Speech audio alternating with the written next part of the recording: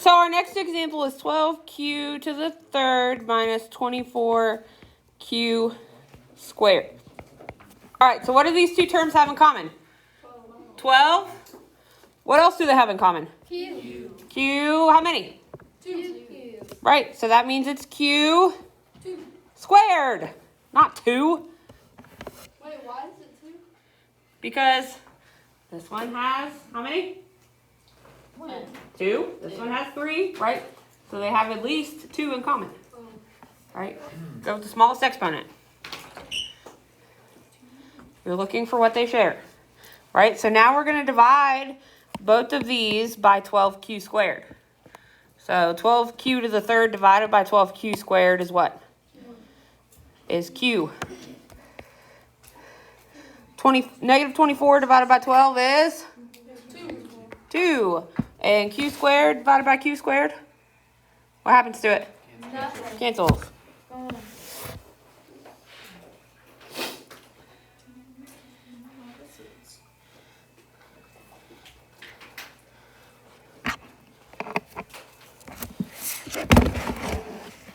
All right. Questions on that one? No. Okay. All right, so now let's talk about factoring the difference of squares.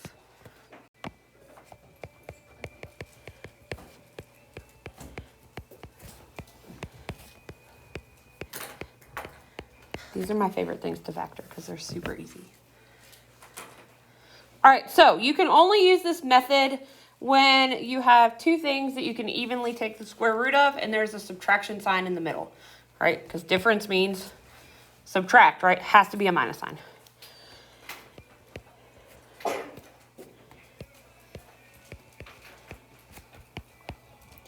All right, so again, let's make sure we can use it.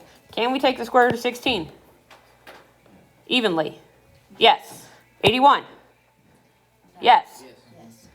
Right? Minus sign in the middle. If you're not sure, use your calculator and check them, okay? Wait, what? All right, you have to make sure that you can evenly take the square root. Like, you're not going to get a decimal when you take the square root of this number. Wait, why did you take the square root of it? Because that's how you factor it. Oh. Wait, is that what we did on the first one? No, we're doing something different. All right, so now, right, we're going to put two sets of parentheses and then we're going to fill them in. Right, so what's the square root of 16x squared? 4x. 4x. So that goes here and here. Right? Then you have a plus and a minus. One of each. I could care less which one you write first. You could do minus plus if you're feeling negative that day. Right? One of each. Right? Square root of 81. 9. Ta-da, you factored. Oh. Right? Because what happens when you FOIL this back is those middle terms cancel out and you're left with this. It is fun. So you just unfoil? Yeah, Oh. we will. No, we gotta learn other stuff first. That's no fun. All right, let's do another one. So sometimes I gotta keep you on your toes, right? No. Y'all are no fun. I'm just. You're fine. No.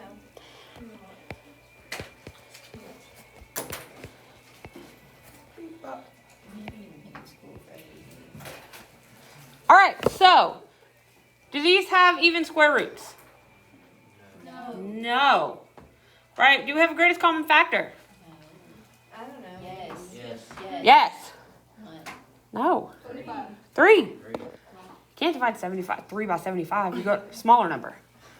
Right? So, yes, both of those are divisible by 3. So, let's pull the 3 out. We're just putting both of our skills together. 3 is my greatest common factor. Taking the 3 out. So, 75 divided by 3 is 25. Did you say, how did I do that? It's a good question. All right. They are both divisible by 3. They have the 3 in common. We took out the greatest common factor of 3. How did I gotta process this. How? I thought you couldn't divide it if the 3 didn't have a y squared. All right, I'm just taking out the 3. I'm not doing anything with the exponents. The y, x squared and y squared stay the same. You can factor out numbers. All right, I didn't do anything with this. I just divided by 3. I didn't think you could do that. Yeah, you can. You can do anything with the coefficients. Maybe that's why I'm not. All right, so now, look in here. Right? Can we take the square root of 1x squared? Isn't it just 1? Yes. Right, 1x. Can we take the square root of 25y squared? Yes. Right, so now we're going to use our difference of squares. So I'm bringing my 3 down. It's just going to stay there. We're done with it. Right? 2 sets of parentheses. So we said the square root of x squared was just 1x. We said the square root of 25 is? 5 y. Yep, got to have the y with it. Plus and minus.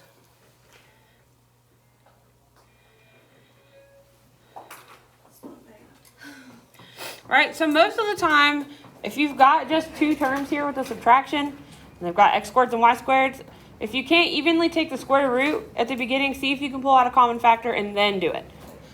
Right? So sometimes you got to do a little work first. All right. For my non-honors people, that's what I got.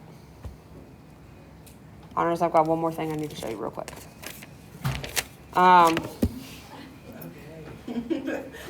right. So, those of you not in honors, page 28, 1 through 12, 31 to 38.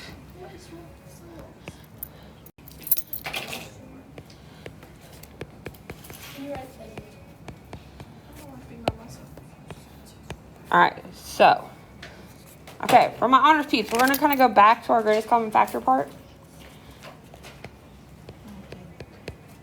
So sometimes you could have something that looks like this.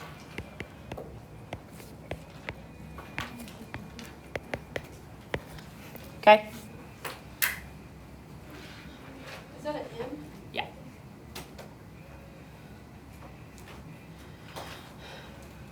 All right, so those things in the parentheses are technically factors, right? They're multiplied. They're in parentheses, right? So technically, the greatest common factor, the part that they have in common, is this part here, right? So I can pull that out in parentheses, the whole thing, right? So that becomes my outside part. And then what you have left just goes in another set of parentheses.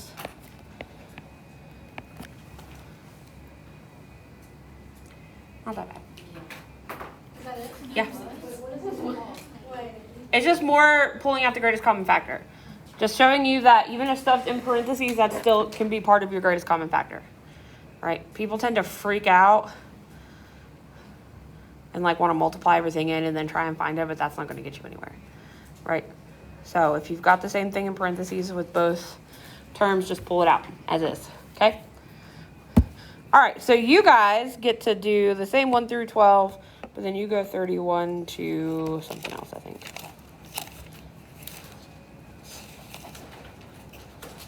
Oh, wait, all of you needed that part. I messed up. All right, here, I'll fix it. My non-honors people, you just get to go 1 through 8 and then jump down. And then you guys do 31 to...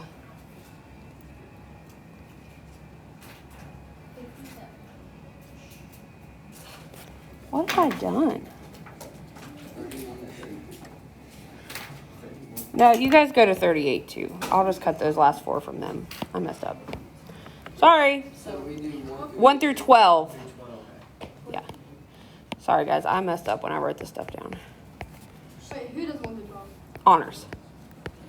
So we do 1 through 12 and this one we 1 through 38. Yes. Non-honors do 1 through 8? Yes.